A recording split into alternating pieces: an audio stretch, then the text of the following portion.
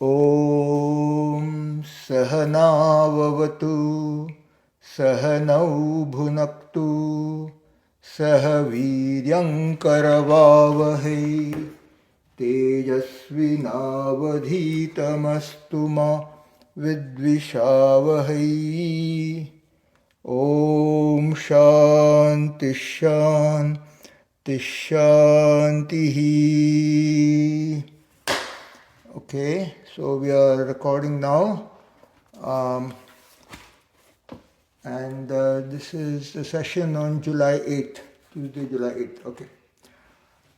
We are on page 216 in the chapter which is titled Practice of Brahmacharya or Continence, and the section is Sex Control at the Mental Level. However, though physical means alone can never control sex, which has its roots deep within the personality structure, the most important point is to tackle the problem at the mental level. We find that imagination plays a very important role. Imagination plays a dominant role in our life. Apart from sex fantasies,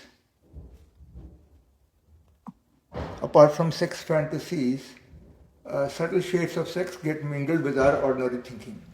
Though Freud undoubtedly exaggerated the role of sex in normal man's life, there really exists some connection between sex and the imaginative faculty in man. This connection often gets stronger through wrong associations, and as a result, many people find themselves imagining the wrong sorts of things. There is nothing to get upset about all this, provided one keeps oneself physically aloof from all objects of temptation. Still, wrong imaginations and guilt feelings are a great source of torture to so many aspirants. But brooding only makes the problem worse. The problem of imagination has to be tackled in a systematic way. The main point to note is that the mind should never be allowed to form wrong pictures and brood over them. This is possible only by the practice of producing counter thoughts. This is what Patanjali advises us to do in his Yoga Sutras. To obstruct thoughts which are inimical to yoga, contrary thoughts should be brought. So this is from the Patanjali Yoga Sutra 2.33. Vitarka badhane Pratipaksha bhavanam. Vitarka badhane Pratipaksha bhavanam. So this Pratipaksha bhavana is spoken a lot in Vedanta also, which is bringing contrary thoughts. This is an important technique of great help to spiritual aspirants. By constantly thinking good thoughts, the whole old bad thought structure can be changed. We may be near a bad or impure thing physically, but at the same time can be very far from it mentally and psychically. In order to remain unaffected, we should raise a strong mental barrier to insulate ourselves from the thought plane. But this is not enough. It is a negative process. We should bring in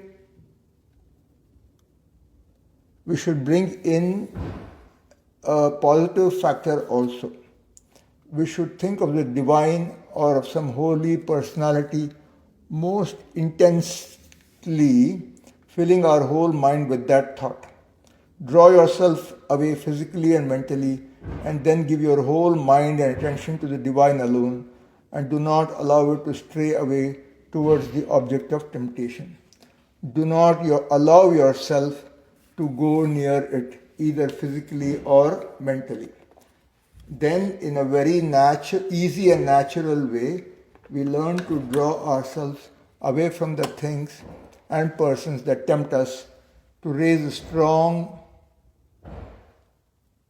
barrier between them and us and to remain unaffected.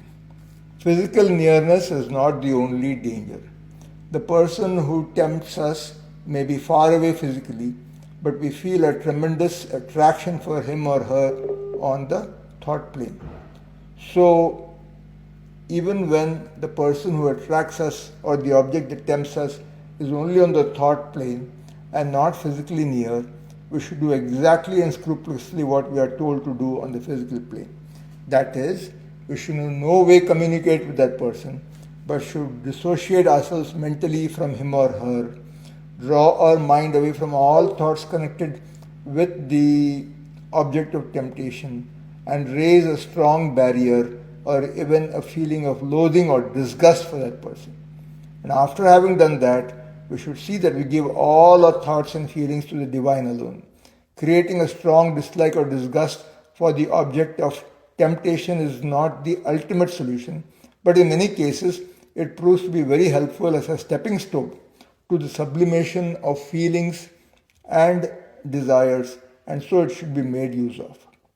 It is a very vital point to do this consciously, deliberately, in a systematic way.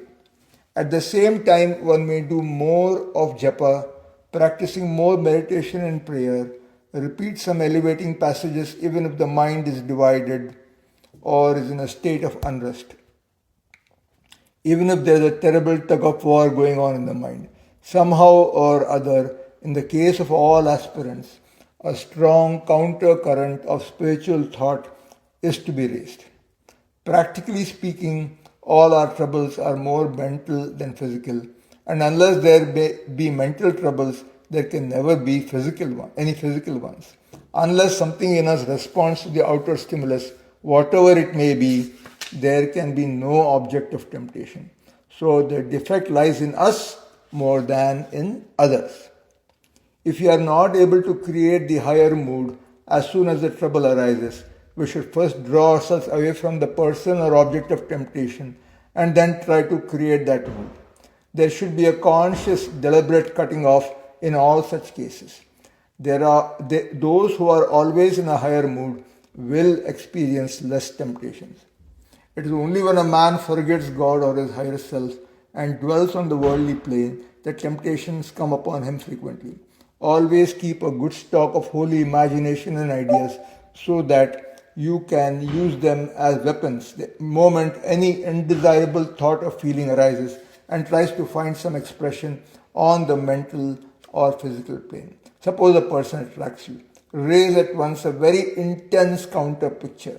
Imagine that the person is dragging you down and think at the same time strongly of your ishtam or chosen ideal, setting the picture of your ishtam against that of the other person.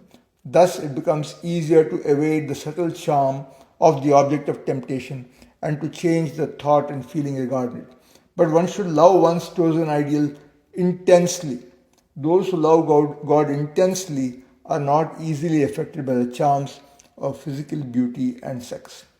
Another effective way is to merge all forms that rise in you into the light of yourself, which is always shining in you and which forms your real nature. Temptations can take place only in the dark regions of the unconscious mind. Direct the searchlight of the Atman into all these shadow areas. All the hideous images that lie crouching there will vanish in the brilliance of the self. Bring all submerged forms into the focus of higher consciousness and you will see that they vanish at once. Consciousness has such a tremendous power, but few people care to do this. You see, the whole trouble is this. Our images have acquired reality.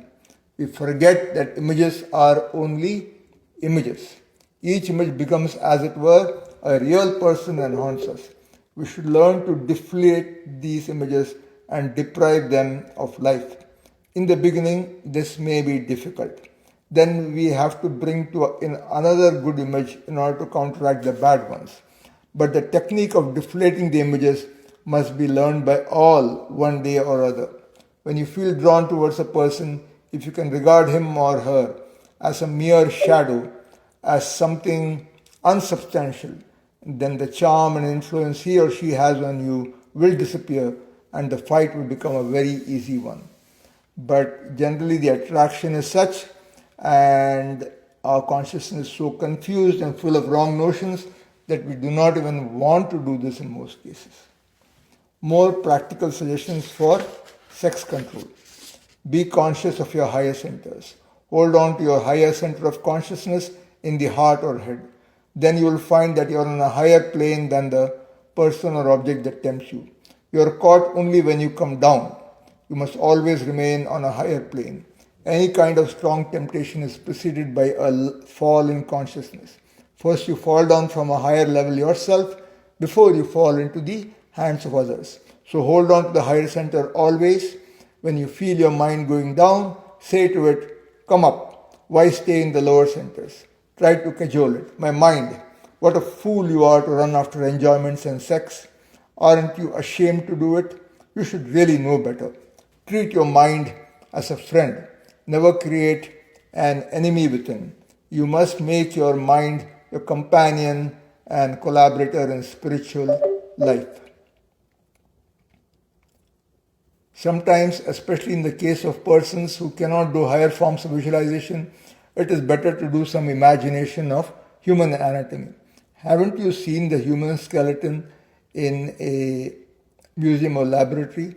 Instead of the beautiful form that draws you, you should see the skeleton, the bony structure with its stupid grin. If you wish, you may add blood, entrails, nerves, and other disagreeable things to the skeleton. This is not a false imagination after all. It is the truth about the human body.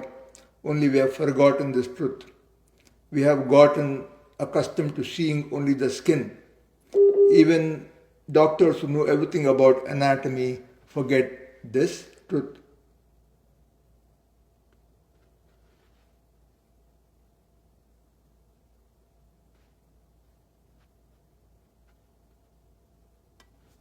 The most effective means of overcoming the attacks and attractions of sex is to look upon oneself as the Atman, the Self. We should change our attitude towards ourselves and towards others. We should try to look upon ourselves in a different and truer way. Say to yourself again and again, "I'm not a man, I'm not a woman, I'm not the body, I am the Self. I'm infinite consciousness and bliss, not limited by any attributes. I'm not this physical form with which I happen to be associated for some time. I am sexless," etc. If you are able to bring about this change in our outlook and really come to feel it, then our position becomes secure. Drive this idea into the depths of your mind at the time of your meditation, early in the morning, and also before going to bed. At first, these appear to be mere suggestions, but repeated practice will make the idea a part of your outlook and influence your thinking and actions. By constant thinking in a certain way, a habit is created, and once this is done, everything else becomes easy. And this thinking can be done very effectively and without any great strain if one tries to rise to a higher plane of consciousness. Just take the example of the baby kangaroo. Try to be with your ishtam at the higher center the very moment any trouble arises, and then you are safe. Do not court any unnecessary reaction by acting in too violent a way. The moment you let go of the hold on your ishtam, you allow your mind to come down and feel the worldly attraction, and then you are lost. Learn to connect all your thoughts to your Ishta Devata. Then those who love their Ishta Devata intensely will not be troubled by lust. The inability to have the ideal, which seems so abstract, is one of the main causes of difficulty for people in the observance of strict brahmacharya. When we are struggling with our senses and some outward attraction or mental picture, we should have several weapons at hand for use. Never rely on one weapon alone. Japa, repeating some holy passage or prayer, or intense and one-pointed visualization of a holy personality, rhythmic breathing, company of holy people, production of counter thoughts, that's the Pratipaksha Bhavana. Any one of these could be utilized as the occasion demands.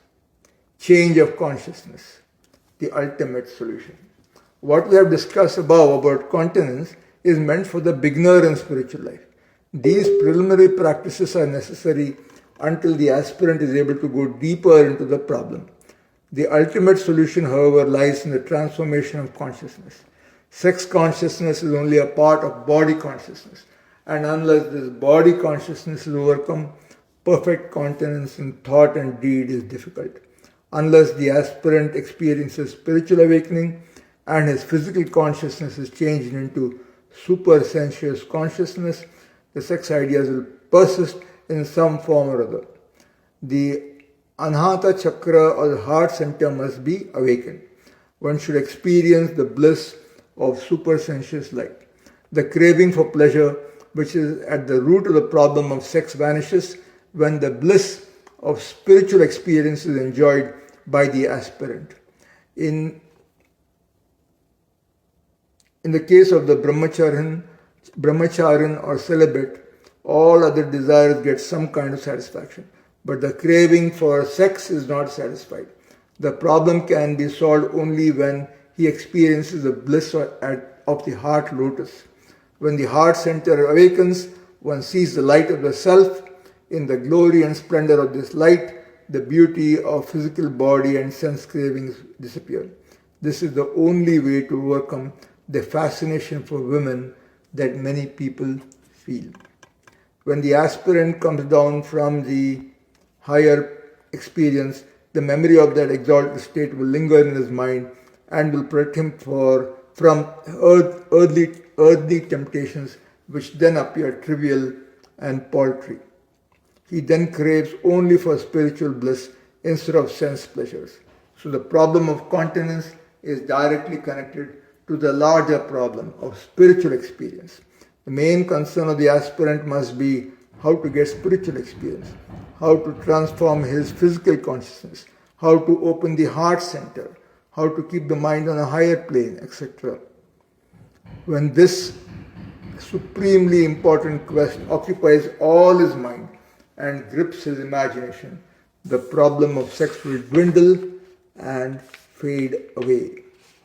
That's the end of the chapter, which is titled Practice of Brahma, chapter, that is chapter 13, Practice of Brahmacharya or Continence.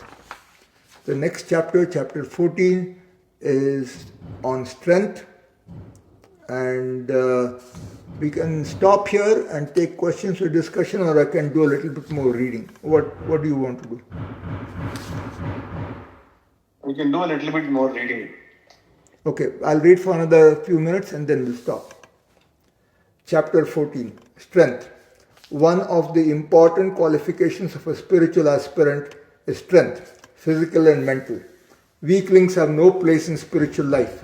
The Atman is not to be gained by the weak, says the Upanishad. So this is from the Mundaka Upanishad 3.2.4. Nayamatma balamhinena labhya. Nayamatma balahinena labhya. Physical strength. First of all, the body must be strong.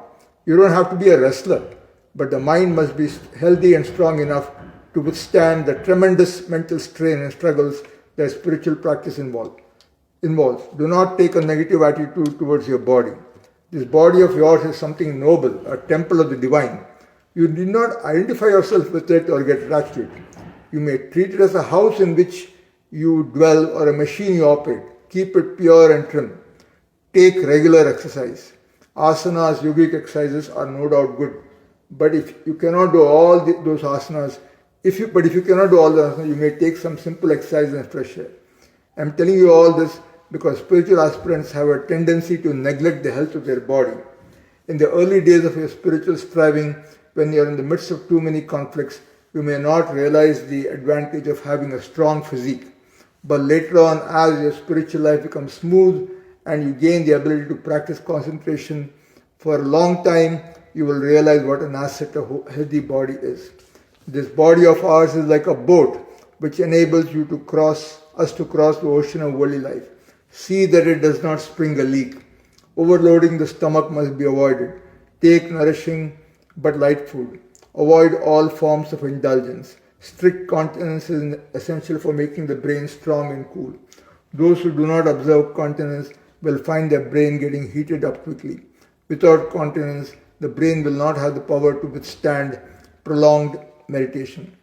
Just as it is a pleasure to ride a well trained horse, so it is a source of great joy to live in a healthy and well controlled body. The sensualist has no idea as to how much joy a chaste and pure body gives. Self control and purity may be in the beginning the cause of tension and suffering, but later on they become a source of great happiness, peace, and contentment.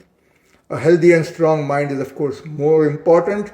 Weak minded people cannot accept a high ideal and pay a high price for it. They are scared away by the struggles and sacrifices that spiritual life involves. Strengthen your mind, strengthen your will. So we'll stop here. We are on page 223 in chapter 14. Chant the closing prayer. Om Purnamadah Purnamidam Purnat Purnamudachyate Purnasya Purnamadaya Purnamevavashishyate. Om Shanti Shanti Shanti Harihi Om Shri Gurubhyo Namaha Harihi Om. Hari Om everyone. Hari Om.